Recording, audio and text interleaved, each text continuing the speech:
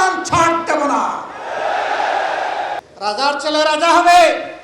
আমার একজন শ্রমিক ভাইয়ের ছেলে কি প্রধানমন্ত্রী প্রেসিডেন্ট হওয়ার পথে কোনো নিষেধাজ্ঞা আছে? আমরা চাই একটি বৈপ্লবিক আন্দোলনের মধ্য দিয়ে, একটি বৈপ্লবিক গণ অভ্যুত্থানের মধ্য দিয়ে 24 সালের 5ই আগস্ট ফ্যাসিবাদের যারা প্রতিভূ ছিল তাদের হাত থেকে মুক্তি পেয়েছে। এই আন্দোলনে যারা অংশগ্রহণ করেছেন, জীবন দেওয়া লোকদের শতকরা 62% হচ্ছেন শ্রমিক, আর আমরা বাকি সবাই মিলে 38%। এটি পৃথিবীর ইতিহাস, এটি ইসলামেরও ইতিহাস। মক্কার জীবনে ওই বঞ্চিত শ্রমিকরাই প্রথমে নবী করিম সাল্লাল্লাহু আলাইহি ওয়াসাল্লামের দক্ষিণ হস্ত হিসাবে বুক টান করে দাঁড়িয়েছিলেন। কোনো নির্যাতন তাদেরকে ঈমান থেকে খারিজ করতে পারেনি। তারা ঈমানের পথে অটল ছিলেন, অবিচল ছিলেন। বাংলাদেশের স্বাধীনতা যুদ্ধেও একই ঘটনা, 90-এর গণ আন্দোলন দেখেছি, সেখানে একই ঘটনা, 24-এর গণবিপ্লব গণ আন্দোলনেও একই ঘটনা। এই শ্রমিক সমাজের প্রত্যাশা, দাবি, চাহিদা রাষ্ট্রের কাছে খুবই মামুলি, কিন্তু দুঃখের বিষয় এই সামান্যটুকু চাহিদাও তাদের এখন পর্যন্ত কোনো রাষ্ট্র ব্যবস্থা, কোনো সরকারই পরিপূরণ করতে পারেনি। তার কারণ যারা রাষ্ট্র ব্যবস্থাপনায় যান তারা ওই শ্রমিকদের অঙ্গন থেকে উঠে আসেননি। তারা সোনার চামচ রূপার কাঠি হাতে নিয়ে জন্ম নিয়েছেন। তারা শ্রমিকদের দুঃখ বুঝবে কীভাবে? তাদের বেশিরভাগ ব্যবসায়ী মালিক। ব্যবসায়ী মালিক হওয়া কোনো অপরাধ নয়। ব্যবসায়ী প্রতিষ্ঠান খোলা হবে, মিল, ফ্যাক্টরি, ইন্ডাস্ট্রি চালু হবে, জনগণ সেখানে কর্মসংস্থান খুঁজে পাবে। কিন্তু তারা ওই জনগণকে বেশিরভাগ ক্ষেত্রেই মানবিক মর্যাদাটুকু দিতে ব্যর্থ হবে। তাদের এই নোংরা অ্যাটিটিউডের কারণেই রাষ্ট্রীয় দায়িত্বেও যখন যান তখন একই কাণ্ড কারখানা তারা করেন। শ্রমিকদের প্রতি তারা সম্মান দেখাতে ব্যর্থ হন। আমরা শ্রেণীশত্রু খতম করার ওই স্লোগানে আমরা বিশ্বাসী করি। লাল পতাকাওয়ালারা তারা বলতো শ্রেণী সংগ্রামের মধ্য দিয়ে শ্রেণীশত্রু খতম করতে হবে। এই শ্রেণীশত্রু কারা? যারা মালিক এবং উদ্যোক্তা তারা। তো মালিক আর উদ্যোক্তা যদি না থাকে তো শ্রমিক কাজ করবে কোথায়? তার কর্মসংস্থান হবে কোথায়? আমরা এখানে সমন্বয় করতে চাই। শ্রমিক মালিক ভাই ভাই একে অন্যকে সম্মান করবে, ভালোবাসবে। শ্রমিক তার কর্মসংস্থানের জন্য মালিকের প্রতি কৃতজ্ঞ থাকবে, আন্তরিকভাবে কাজ করবে। আবার মালিক একথা মনে করবে যে তার পুঁজি আর তার যন্ত্রপাতি অচল যদি এই শ্রমিক না থাকে। অতএব শ্রমিক বাঁচলে মালিক বাঁচবে, শিল্প বাঁচবে। শ্রমিক যদি না বাঁচে শিল্পেরও মৃত্যু হবে।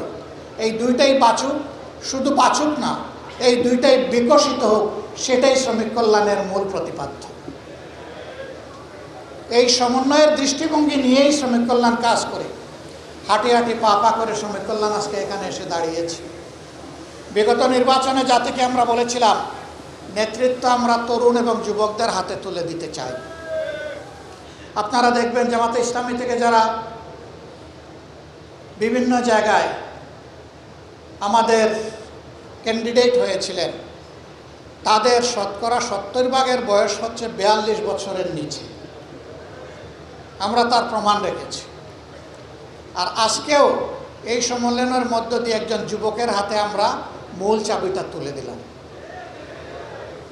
আমরা চাই যৌবনের এই শক্তিটা জাতি গঠনের কাজে লাগুক। আমাদের এই বয়সে যতটুকু পেরেছি আমরা দিয়েছি। এখন পতাকা আমরা যুবকদের হাতে তুলে দিতে চাই। তারা এই পতাকা নিয়ে সামনে এগিয়ে যাবে ইনশাআল্লাহ। আজকের এই দিনে সরকারের কাছে আমার স্পষ্ট দাবি, শ্রমিকরাও এই সমাজের নাগরিক। ভোট শ্রমিকরাও আমাদেরকে দেয়, আপনাদেরকেও দিয়েছে।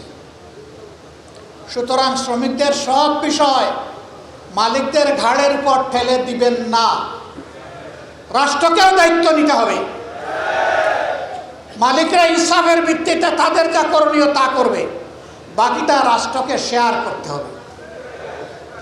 শ্রমঘন এলাকায় কোনো বিশেষায়িত হসপিটাল নাই, দুই একটা সাধারণ হাসপাতাল থাকলেও সেইগুলা চাহিদার তুলনায় কিছুই না। আমরা দাবি করব শ্রমঘন এলাকাগুলোতে অবশ্যই মানসম্মত সাধারণ হাসপাতাল যেমন থাকবে, তেমন বিশেষায়িত হাসপাতালও সরকারকে গড়ে তুলতে হবে এবং শ্রমিকদের চিকিৎসা সঙ্গতভাবে এর ব্যয়ভার সরকার এবং মালিক পক্ষকে শেয়ার করে বহন করতে হবে। কারণ শ্রমিকদেরকে যা বেতন ভাতা দেওয়া হয় তা দিয়ে পেটের জোগানি হয় না, চিকিৎসার খরচ বাঁচাবে করতে। পাশাপাশি শ্রমিকদের সন্তানদেরকে মানুষ করার শিক্ষিত নাগরিক হিসেবে গড়ে তোলার দায়িত্ব পরিপূর্ণভাবে শুধু সরকারকেই নিতে হবে। মালিকের ছেলে মালিক হবে, শ্রমিকের ছেলে মালিক হবে না। রাজার ছেলে রাজা হবে। আমার একজন শ্রমিক ভাইয়ের ছেলে কি প্রধানমন্ত্রী প্রেসিডেন্ট হওয়ার পথে কোনো নিষেধাজ্ঞা আছে? আমরা চাই সেই শ্রমিক বন্ধুটি ভাইটির ঘর থেকে আগামী দিনের প্রধানমন্ত্রী বের হয়ে আসুক।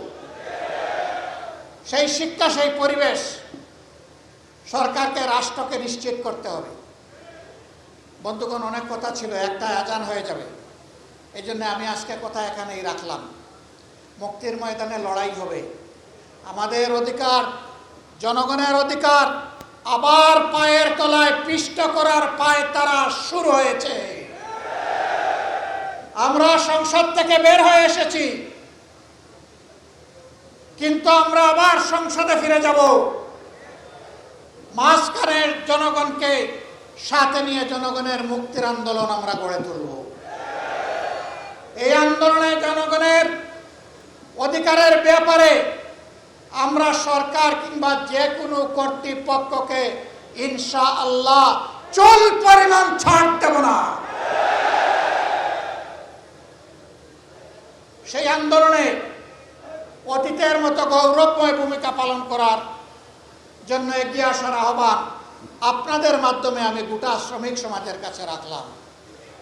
ইনশাআল্লাহ মুক্তির ময়দানে, আন্দোলনে, জনগণের মুক্তির লড়াইয়ে আবার দেখা হবে রাজপথে।